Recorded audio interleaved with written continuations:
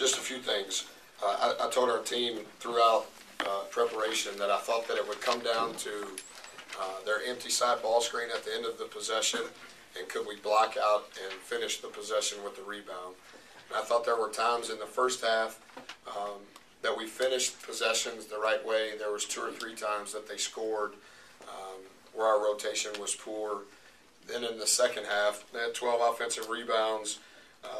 They scored 30% of their points on second chance points, and that's tough. I mean, I think when you hold the team to 39% shooting in the second half, it should be a game. But especially when you're shooting better than that. But too many back-breaking second chance points for them, which means that we're going to guard them 25 more seconds, which means that that's limiting our opportunities on offense.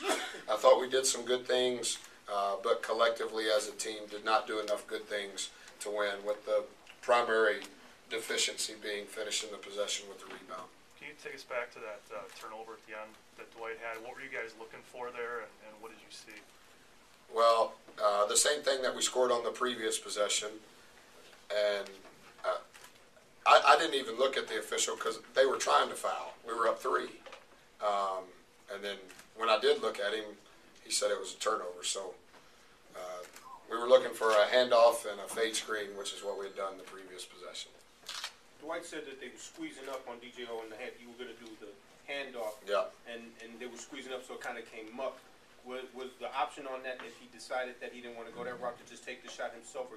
Well, if he didn't hand it off, he would have been the guy coming off the ball screen, which was the same thing that we had done the previous possession when Jimmy scored. So you guys were in that position quite a bit last year, where you had the ball with a chance to either tie or win. Yeah. You weren't able to get off a shot. It happened again. How deflating is that for you?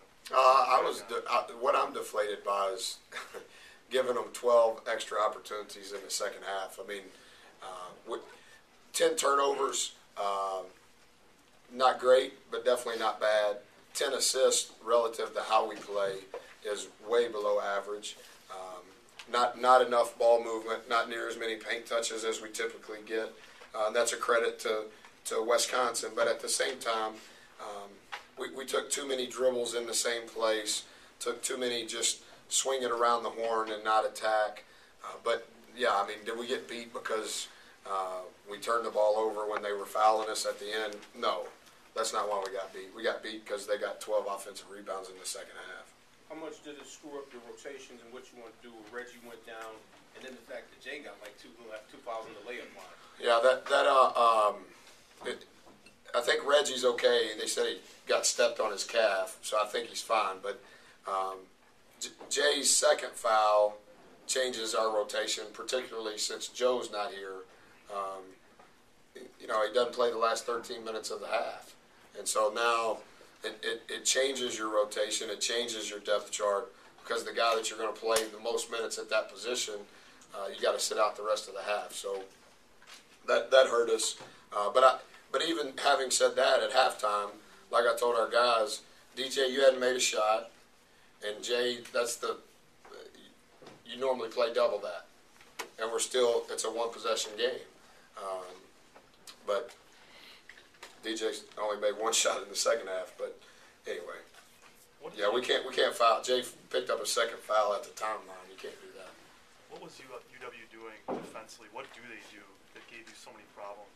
Well, first of all, they're big, and how they rotate is different than most teams. They're always going to rotate from the post. They're never going to, if you drive the ball from the wing and you drive it baseline, they don't help with the weak side guard. They're going to stay hugged up to their man. So they're never going to be in gaps. The guy that's always going to be the helper is coming from the post. And I think when we drove it from the sides, we had relatively good looks. When we're in the channel and we're trying to go downhill, but we're in the channel, you can't go anywhere because they're standing right there.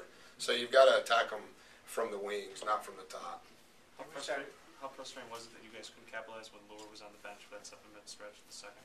Yeah, I think all of them are good players. I think collectively as a team they do a great job. I thought I don't know exactly what the score would have been when he went out and the score would have been when he came back. But, you know, regardless of who was playing, Lure or not, there were too many empty possessions for us and what we want to do.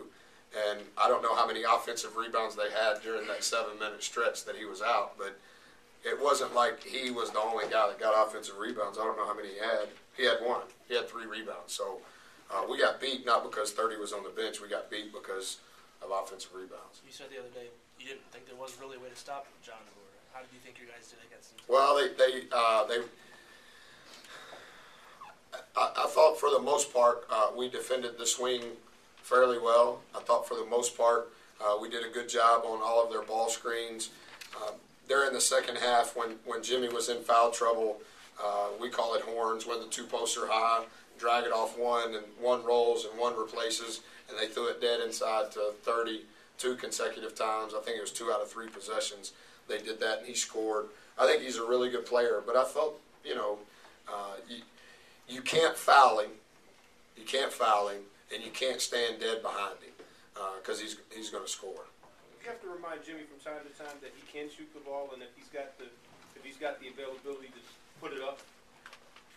No, he shot 14 balls, so he was second among all 19 kids that played today. Lure shot 15, and Jimmy shot 14. I mean, Jimmy knows what a good shot is. Love his game. No, I don't ever have to remind him of that. You talked about all season about the rebounding. How do you address it? I mean, is it just keep working on it over and over, which is what we've been doing. Our speed and our athleticism has to help us rebound. Our speed and our athleticism should not be nullified when a shot goes up. We have to use our speed and our athleticism to take up space and to finish possessions. And speed and athleticism, when the shot goes up, you can't just turn and look because we are small. We're going to be small. But you've got to take up the space between you and your man when the shot goes up, then use your speed and athleticism to chase after it. Buzz, were they denying out front on their defense? It seemed that, or was there a reluctance to shoot it outside? A lot of times smaller guys were going in among the trees. And yeah. When you're trying to attack them, Tom, in the channel, I think that's a bad place to attack them because they're just standing there waiting on you. When you're on the wings, we had, and I think you can have more success. And that's why we did a lot of the stuff, the ball screens on the side, and I thought when we did that we attacked fairly well, but you can't attack them from the top. Not and have great success. You can attack them. But the ball needs to have been in movement prior to that. I can't just pass it to Todd and get it back, and now here I come. It's got to go to Todd, and Todd's got to drive it, pitch it. Now it can come back to me, and now I can play because you forced them to rotate. Emotional day for Vander. Could have been a perfect time for any freshman to freeze up. What did you make of his performance? I thought he was fine. I mean this in the right way. I understand the media and all of the things that surround this game and Vander being on this team. I thought he did fine, but I didn't anticipate that he would do anything other than be fine. He's very mature for his age. He's still supposed to be a senior in high school relative to his chronological age, but that's not what his wisdom is. So He's you mature. mentioned athleticism. When you talk about athleticism, it's different on tape than it is on the floor. Do you have a true appreciation for their athleticism when you see them on the floor? Yeah, I mean, I think 52 is really athletic, like really, really athletic for his size and for his strength. I think their team's really good. As I said 3 days ago, I think it's the best team they've had since I've been here. I don't think the world knows it now, but I think they will. I think they're really good. I think 11 does an outstanding job. 52's good. 21's good. 30's really, really good. I love their team. Coach, you're down 12, I believe, in the second half. You do again what your teams do. They don't quit, and you make it close. Can you build on that, or are you saying, we're far beyond that, moral victories on that? Yeah, I mean, I don't. No, we're definitely not into moral victories. I don't think our guys are ever going to quit. And I do think that when you're getting offensive rebound after offensive rebound, it is deflating. It is deflating. And when you get 12 of them,